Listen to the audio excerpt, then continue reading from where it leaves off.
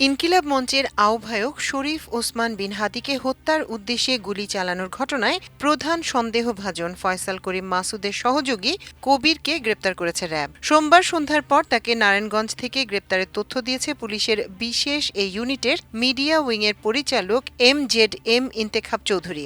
এ ব্যাপারে বিস্তারিত পরে জানানো হবে বলে জানান তিনি। এ নিয়ে হাদিকে গুলির ঘটনায় 7 জনকে গ্রেপ্তার করা হলো। এর আগে এদিন বেলা 11:22 সিঙ্গাপুর থেকে এয়ার অ্যাম্বুলেন্সটি ঢাকায় পৌঁছে। পরবর্তীতে দুপুরের দিকে এভার কেয়ার হাসপাতাল থেকে অ্যাম্বুলেন্সে করে ওসমান হাদিকে বিমানবন্দরে নেওয়া হয়। দুপুর 1:30টার কিছু আগে তাকে বহনকারী অ্যাম্বুলেন্সটি বিমানবন্দরের 8 নম্বর গেট দিয়ে ভেতরে প্রবেশ করে। এক পর্যায়ে 1:30টার দিকে তাকে বহনকারী অ্যাম্বুলেন্সটি থেকে এয়ার অ্যাম্বুলেন্সে তোলা হয়। এরপর বিকেলের দিকে হাদির হত্যা চেষ্টা মামলার তদন্ত কর্মকর্তা ডিবি পুলিশের পরিদর্শক ফয়সাল আহমেদ আসামিদের আদালতে হাজির করে অভিযোগের বিষয়ে জিজ্ঞাসাবাদের জন্য 7 দিন করে রিমান্ড চেয়ে আবেদন করেন। পরে শুনানি শেষে আদালত তাদের 5 দিনের রিমান্ড মঞ্জুর করে।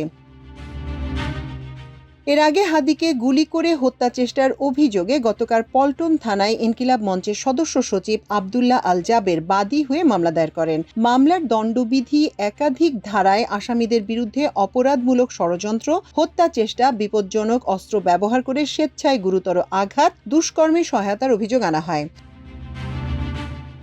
মামলার এজাহারে বাদী উল্লেখ করেন, আসামি ফয়সাল করিম মাসুদ, রাহুল দাউদ সহ অজ্ঞাতনামা আসামিরা তৎকালীন সরকারের সাবেক প্রধানমন্ত্রী ও বাংলাদেশ আওয়ামী লীগের সভাপতির নেতৃত্বে আওয়ামী লীগ ও এর অঙ্গ সংগঠনের নেতাকর্মীদের সঙ্গে যুক্ত ছিল। তারা হত্যা, গুম, খুনের মাধ্যমে গণ অভ্যুত্থান প্রতিহত করার চেষ্টা করে। তবে 2024 সালের জুলাই গণ অভ্যুত্থানে গণমানুষের অংশগ্রহণে স্বৈরাচারী সরকারের পতন ঘটে। জুলাই অভ্যুত্থানে আহত শরীফ ওসমান হাদি গুরুত্বপূর্ণ ভূমিকা পালন করেন। অভ্যুত্থান পরবর্তী সময়ে তিনি রাজনৈতিক সাংস্কৃতিক প্ল্যাটফর্ম ইনকিলাব মঞ্চ গঠন করে এর মুখপাত্র হিসেবে দায়িত্ব পালন করেন এবং বাংলাদেশ আওয়ামী লীগ নিষিদ্ধের দাবিতে বিভিন্ন বক্তব্য দেন। এ কারণে তিনি নিষিদ্ধ ঘোষিত সংগঠনের বিরোধিতার মুখে পড়েন এবং একাধিকবার হত্যার হুমকি পান।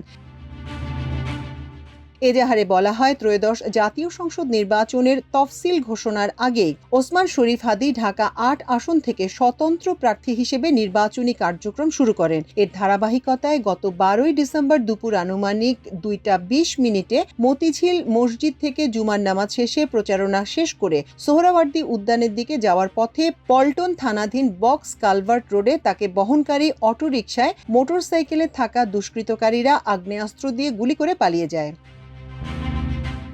সিসিটিভি ফুটেজ পর্যালোচনা করে দেখা যায়, হেলমেট পরিহিত 2 সন্ত্রাসী মোটরসাইকেলে এসে তাকে লক্ষ্য করে গুলি চালায়। ঘটনার সময় একই রিকশায় থাকা তার ভাই ওমর বিন হাদি ও অন্যান্য সহকর্মীরা ফুটেজ দেখে আসামি ফয়সাল করিম মাসুদ, রাহুল দাউদকে শনাক্ত করেন। মাল্টিমিডিয়া ডেস্ক, আমার দেশ।